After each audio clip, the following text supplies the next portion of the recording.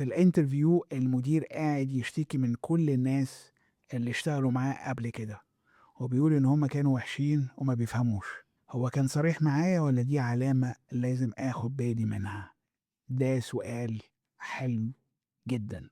بص، ممكن فعلا يكون الناس القديمة كان فيهم مشاكل، ممكن، بس لما تلاقي كل الناس غلط وهو الوحيد الصح اللي هو المدير، يعني لازم تقف وتسأل، هو المشكلة كانت فيهم كلهم ولا يمكن في طريقته هو؟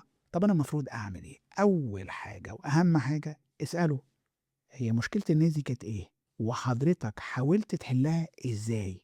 وركز قوي، هيتكلم على اللي هو عمله ولا هيفضل يلوم الناس وبس؟ اتنين، لو سمحت اسأله، هو كام واحد مشي في آخر سنة أو سنتين؟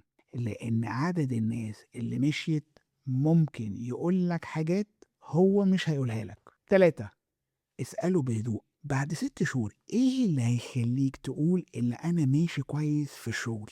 انت بتعمل كده عشان تعرف من الاول هو مستني منك ايه. وافتكر دايما الطريقة اللي بيتكلم بيها على الناس اللي كانوا قبلك ممكن تكون نفس الطريقة اللي هيتكلم بيها عنك بعد ما تمشي.